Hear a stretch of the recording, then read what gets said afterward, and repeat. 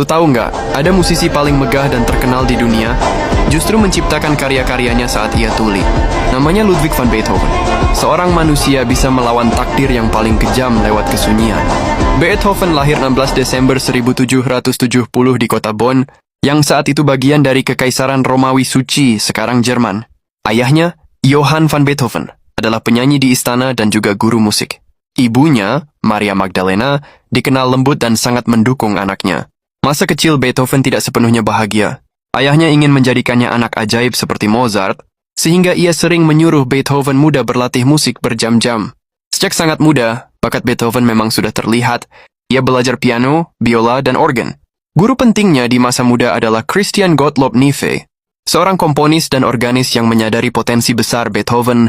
Neefe membantu memperkenalkan Beethoven pada karya-karya komposer besar seperti Bach dan Mozart.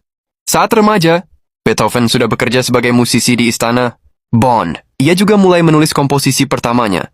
Tahun 1787, ia sempat pergi ke Wina, pusat musik Eropa, dan diyakini sempat bertemu Mozart. Namun ia harus kembali ke Bonn karena ibunya sakit dan kemudian meninggal. Beberapa tahun kemudian pada 1792, Beethoven kembali ke Wina, kali ini untuk menetap dan mengembangkan karirnya. Di sana ia belajar dari komposer besar seperti Joseph Haydn. Wina saat itu adalah pusat seni dan musik, dan Beethoven cepat dikenal sebagai pianis luar biasa yang mampu berimprovisasi dengan cara yang belum pernah didengar orang sebelumnya. Pada awal karirnya di Wina, Beethoven mendapatkan dukungan dari para bangsawan yang menjadi patron seniman. Dukungan ini penting karena pada masa itu, komposer sering bergantung pada perlindungan bangsawan untuk bisa berkarya. Namun sekitar akhir usia 20-an, Beethoven mulai merasakan sesuatu yang menakutkan. Pendengarannya perlahan menurun. Bagi seorang musisi, ini adalah pukulan besar. Dalam dokumen terkenal, bernama Heiligenstadt Testament, 1802, Beethoven menulis tentang penderitaan batinnya dan bagaimana ia hampir putus asa karena kehilangan pendengaran. Maka ia memutuskan untuk tetap hidup dan terus menciptakan musik. Justru setelah krisis ini, Beethoven memasuki periode yang sering disebut masa heroik dalam kariernya.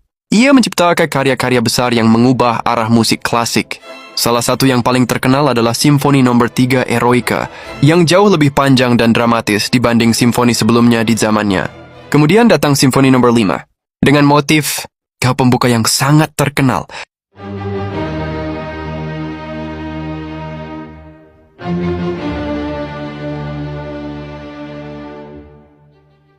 Empat nada yang sering dianggap sebagai salah. Satu pembukaan musik paling ikonik sepanjang sejarah. Ia juga menulis banyak sonata piano penting seperti Moonlight Sonata.